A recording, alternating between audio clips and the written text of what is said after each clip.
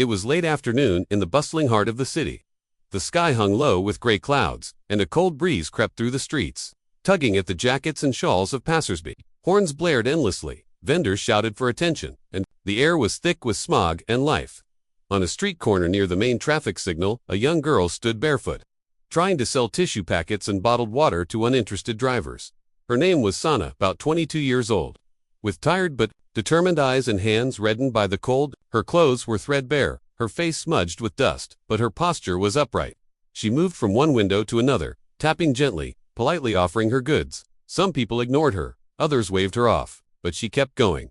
Just as the signal turned red and cars lined up in front of her, a black Mercedes-Benz slowly rolled to a stop. The car gleamed, pristine against the dust of the city, and Sana instinctively approached it with a hopeful smile. She tapped lightly on the window. Inside sat a man in his early 60s, dressed in an expensive suit and gold cufflinks. Mr. Kamal, a name well known in business circles, real estate, investments, a philanthropist in the media but feared in boardrooms. He was staring blankly ahead, beads of sweat forming on his forehead. Sana noticed something odd. The man's breathing was heavy. His hand was clutching at his chest. She stepped back, confused. Suddenly, Mr. Kamal gasped and collapsed sideways in his seat. His driver, startled, turned around and shouted, "Sir! Sir!" He opened the door and screamed for help. "Heart attack! Someone, please help us!" People began to gather. Bystanders pointed. A few recorded the scene on their phones.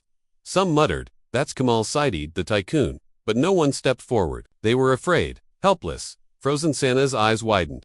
Something inside her snapped into place. She rushed toward the car, pushing through the crowd. "Boov, let me through," she shouted. A man tried to stop her. "Where are you going?" "Let the ambulance come." But she ignored him. She leaned into the car and checked Mr. Kamal's pulse. It was faint. His lips were turning blue. There was no time. She turned to the crowd and said with a calm but firm voice, "Calm down. I'm a doctor." The words hit like a shockwave. Some laughed in disbelief. "You, a doctor?" someone whispered, but Sana didn't flinch. She climbed halfway into the passenger seat and immediately began CPR. Her hands moved with precision. 30 compressions. 2 breaths. Again, then again. People watched, stunned. The driver stood by helplessly, eyes wide. "She knows what she's doing," someone finally muttered. Minutes passed. It felt like forever. Sana's arms were shaking, but she didn't stop. Suddenly, Mr. Kamal jolted. His chest lifted with a sharp gasp. The crowd collectively exhaled. Murmurs of awe rippled through the street. Moments later, the ambulance arrived. The paramedics rushed in, but after a quick check, one of them turned to Sana with astonishment. "You saved his life," the medic said. "If you hadn't started CPR, he wouldn't have made it." Sana stepped back, her breathing heavy, her hands trembling. For a moment, she looked no different from any girl her age, as tired and overwhelmed. As they lifted Mr. Kamal into the ambulance, the medic turned again to her. "Are you really a doctor?" Sana looked away. "I was almost." The crowd leaned in. Someone asked, "What do you mean?" Sana hesitated. "I was a final year medical student. My father passed away last year. Couldn't pay the tuition anymore. I dropped out. Since then, I've been selling things on the street." There was silence. Then someone whispered, "She saved him, and she's not even allowed to wear a white coat." Another man said bitterly, and yet no one else here even stepped forward. Sana looked down at her cracked nails. "I didn't do it for fame. He was dying. That's all I saw."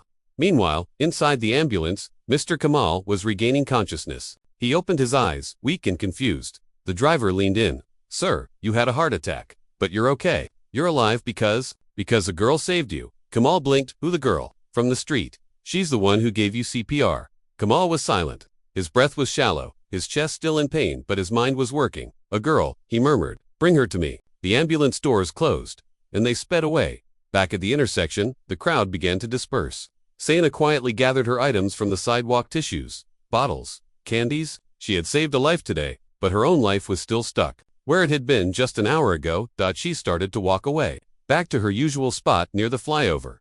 But a man in a suit approached her breathlessly. "Wait, he wants to see you. Mr. Kamal, he asked for you." Sana froze. "Me?" she asked. The man nodded. "Yes, he's at Central Heart Institute," he said. "Find her. I need to talk to her." Sana looked uncertain.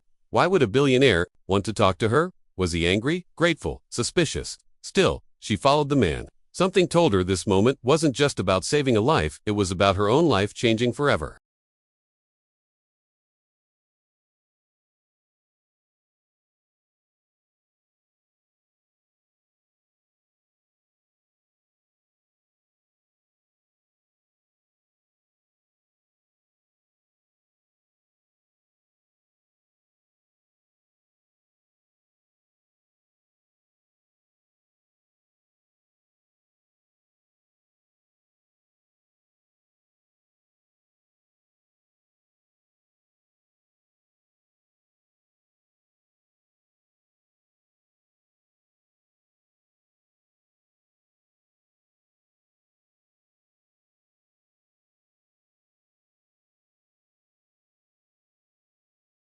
The lobby of Central Heart Institute was quiet except for the distant beeping of machines and the soft footsteps of nurses. Sana stood in the waiting area, her hands tightly clutched together, still unsure whether she belonged here. Just hours ago, she had been selling tissue packets on the street. Now, she was inside one of the city's most prestigious hospitals because the man she saved had asked for her personally. "Mr. Kamal is awake," said a nurse. "He's asked to see you." Sana nodded slowly. She followed the nurse through clean white corridors that smelled of antiseptic and quiet urgency. Her torn shawl and worn sandals looked painfully out of place here. Every step she took reminded her of the hospital rotations she once did as a student before everything fell apart. The nurse stopped at a private room. "He's stable now. You can go in." Sana entered cautiously. The room was bright but peaceful. Mr. Kamal lay in bed, connected to a heart monitor. His eyes were open, and for the first time, she saw something in them that surprised her vulnerability. He turned slowly and looked at her. "So, you're the one who saved me." Sana gave a small nod. "Yes, sir. I just did what I knew." He studied her face for a long moment. "What's your name?" "Sana." "Sana Iqbal." Mr. Kamal blinked. The name struck something deep within him. He motioned for her to sit down. "You told my driver. You were a medical student." She nodded. "Again? Final year. I had 2 months left, but I couldn't pay the last semester's fees after my father died, so I left. I've been selling things on the street since." Mr. Kamal's face darkened out in anger, but with the weight of guilt. "What about your mother?" he asked gently. "She passed away when I was 10. My father raised me alone. He worked as a security guard at a college. He believed I would become the doctor he never could." Mr. Kamal slowly closed his eyes. "Your mother's name, was it Amna?" Sana's breath caught. "Yes, Amna Iqbal. Do you know her?" He opened his eyes again, moist and heavy. "I did," he whispered. "I loved her, many years ago." Sana stared at him in stunned silence. "I was young," he continued, his voice slow and steady, "ambitious. We met in college. She was everything to me. Kind, strong. She wanted to build a future with me. But I was focused on my career. I left her behind to chase success. I never looked back. Until now." Sana's voice trembled. "Did she ever tell you that she was pregnant?" Mr. Kamal swallowed hard. "No, she never did." Sana stood up slowly. Her legs felt weak. "You're a Tate," saying, "You're my father." He looked away in shame. "I don't deserve to say that. I abandoned her. And you grew up without knowing who I was. You suffered."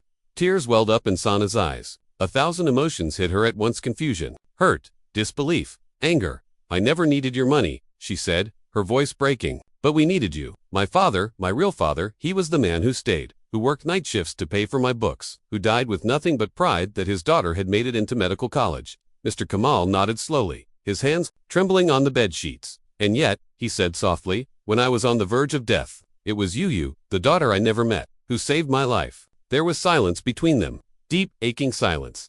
"I don't know how to ask for forgiveness," he said, "but I want to make things right. If you'll let me." Sana wiped her face. "What do you mean?" "I want to help you finish your studies. I want to support you, not because I owe you, but because you're brilliant, and the world needs doctors like you. It's time someone opened a door for you, not slammed it shut." She hesitated. Part of her wanted to walk away. Part of her wanted to scream. But another part, the one trained in anatomy and ethics and human, empathized something else. A man who was trying to heal something broken. "I didn't save you because I knew who you were," she said. "I saved you because it was the right thing to do. And that," he said gently, "is exactly why you deserve everything I can give." She sat back down. After a pause, she asked, "What happens now?" Mr. Kamal took a breath. "Now, we start again. If you'll allow it, you can go back to medical school.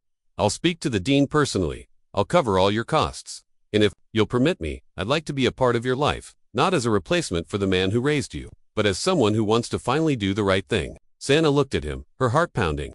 She thought of her father, how proud he would have been, how much he would have told her, "Help those who need it, even when you have nothing to give." After a long moment, she nodded. "I'll accept your help," she said, "but not because you're rich, or because you're my father. Only because I want to be the doctor I was meant to be." Mr. Kamal smiled for the first time that day. "That's all I hoped for." 6 months later, the auditorium of City Medical College was filled with applause as graduating students walked up to receive their certificates. Among them, wearing a fresh white coat and holding her degree, was Dr. Sana Iqbal. Mr. Kamal sat in the front row, quietly clapping, his eyes wet with emotion. He didn't wear his usual designer suit that day, just a simple kurta and a small badge that read, "Proud Father."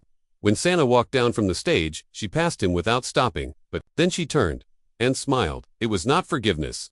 Not yet. But it was a beginning.